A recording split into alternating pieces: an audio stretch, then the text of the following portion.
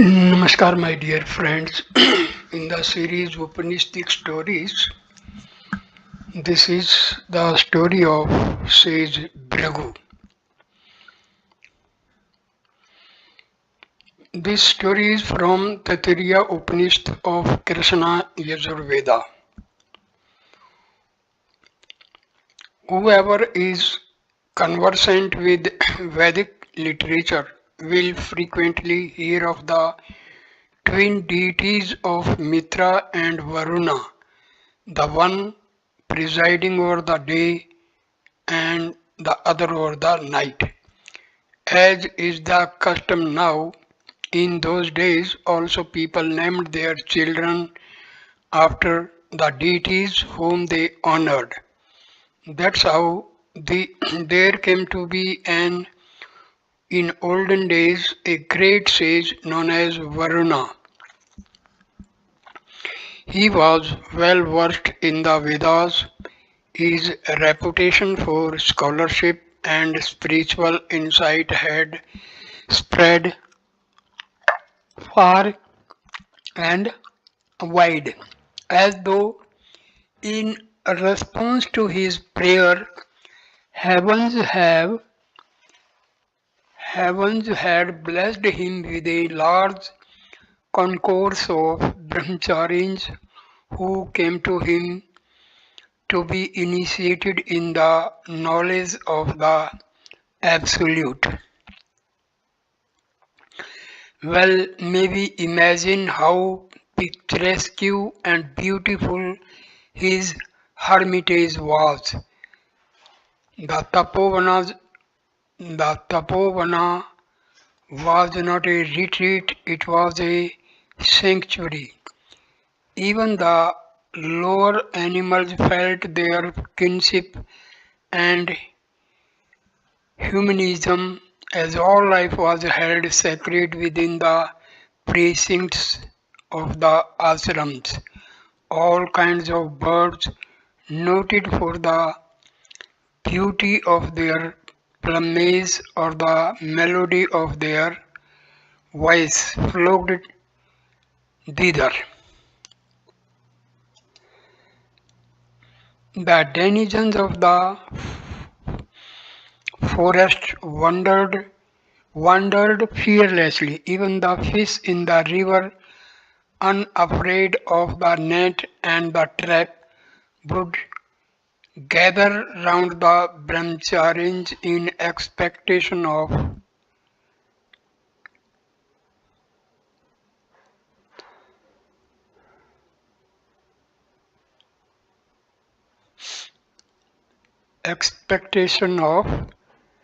verified truth, and poetry mingled here for it with dedicated to the pursuit of the supreme truth of Brahma.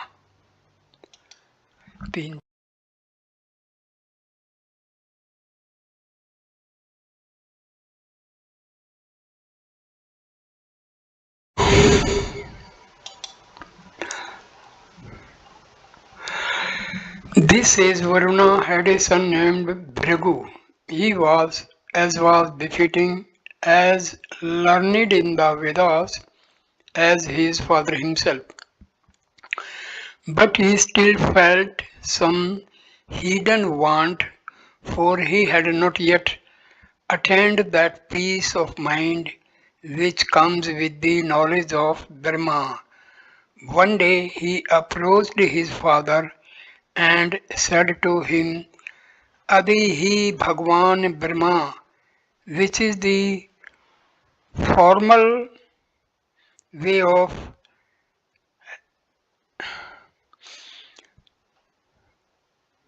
which is the formal way of requesting a spiritual preceptor when disciple seeks initiation. Varuna was pleased. It was easy for him to give a ready-made conclusion, but he did not wish to deprive his son of the thrill of discovery and of the conviction that comes in the wake of a felt experience like a scientist working in a laboratory with various precision instruments around him.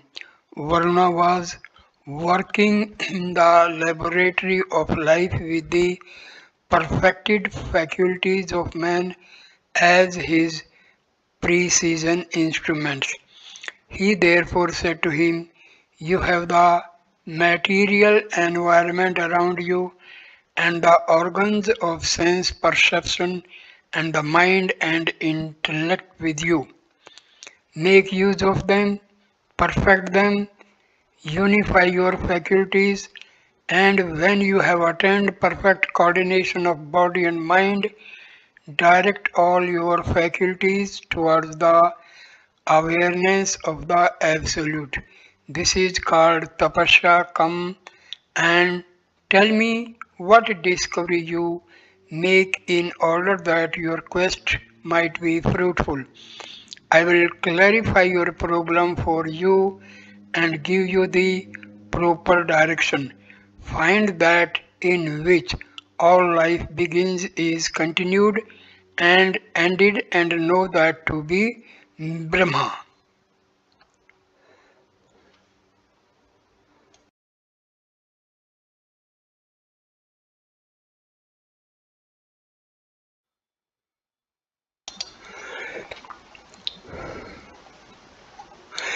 In order to realize the oneness of the self with the absolute of Atma with Brahma, the meaning of the expression Tattvam Asi, thou art that, should be fully understood. This is possible only when the sense of discrimination is awakened.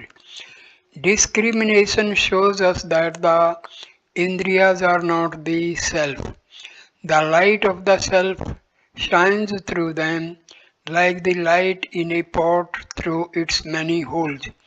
Without this conscious witness who is other than the body, no amount of endeavor on the part of the body would be fruitful. One knows the significance of the expression Tavam thou when one knows oneself as the witnessing consciousness. All life is finally withdrawn into it. That is the distinctive characteristic of Tattva.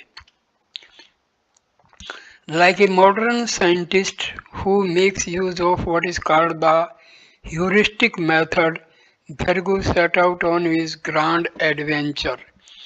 After prolonged tapasya, he came to the conclusion that Brahma is matter, for all objects arise out of matter, are sustained by it, and finally at death change into other forms of matter. And what is man but the quintessence of dust? When he announced his discovery to his father, he was neither pleased nor displeased. In order to encourage his son, he said, "Keep on along the path of discrimination for tapasya in Brahma." Thus exhorted, Bhrigu re-examined his conclusion. He then recognized that as a matter is itself subject to change and dissolution, it cannot be called final. He then turned his attention to something more subtle than gross matter. He then hit upon the idea that prana, the vital breath, may itself be Brahma. Varuna knew that a good man who strives can never be lost. He therefore allowed Bhrigu to re-examine his fundamentals, for honest doubt is the beginning of wisdom. Bhrigu rejected his hypothesis. He realized that whatever has a beginning must also have an end, and therefore they cannot be the absolute. And as indicated by his father, he made his body and mind one pointed and concentrated on Brahma in order to realize that which he was seeking.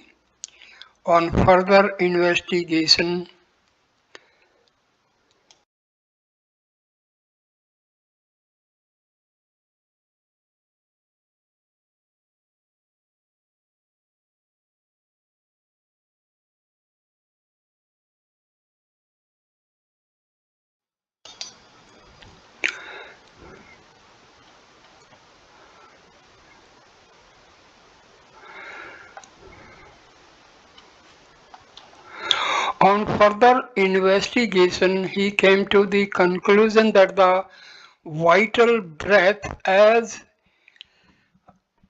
vital breath is itself Brahma, if only because it differentiates the living from the dead. Although he was proceeding along the right direction from the gross to the subtle, it was not the end of the journey, but it was also open to the same objection because energy also is subject to change and therefore cannot be Dharma, which is eternal and of the nature of pure consciousness. In the case of Bhrigu, it literally proved true that failures are the stepping stones to success. As he was exhorted by his father to persevere in the same method of investigation, he continued to practice tapasya and wait for the moment of inspiration. He identified he identified Dharma with the mind, but he had to reject that hypothesis because the mind is not sure of Dharma. It is true that mind moves matter. It is also true that thoughts are more real than living men. But no one can say with certainty whether we are because we think or whether we think because we are. Bhrigu then felt that he had almost attained the goal when he identified Brahma with Vijnana. He was, as it were, on the threshold of a grand discovery. Vijnana implies intelligence endowed with the power of perseverance, diligence, energy, and constancy. But it includes all the feelings of joy and sorrow. Therefore, it is not possible to identify Brahma with any kind of grief, for there is nothing that is lacking in Brahma, nor does the sense of bliss in Brahma proceed from the possession of external objects. Brahma is bliss itself. Thus, by a continuous process of negation, he arrived at the grand affirmation that Brahma is truth, knowledge, bliss absolute. Where there is no truth, there is neither knowledge nor bliss, and where there is no knowledge, there is neither truth nor bliss, and where there is no bliss, there is neither truth nor knowledge. As any one of these implies the existence of the other two in their plenitude, he announced to his father that he has found out that Brahma is bliss. But still, as Brahma is not something that is external to us and cannot therefore become the object of knowledge, he stated his conclusion without any egocentric feeling by declaring that all beings have their origin in bliss, are sustained by bliss, and are finally withdrawn into bliss.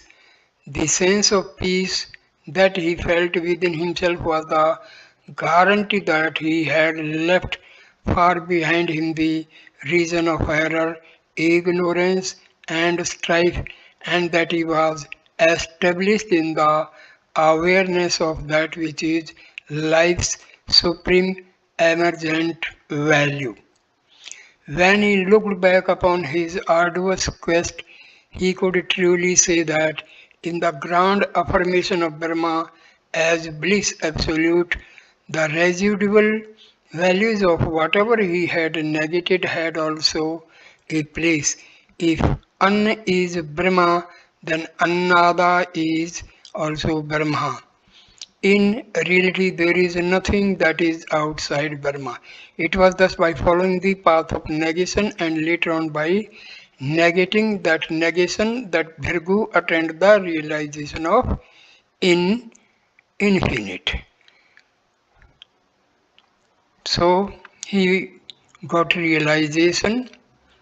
So my dear friends, here ends this video. Please like, comment and share the video and subscribe the channel. Thanks a lot. Namaskar my dear friends. Namaskar.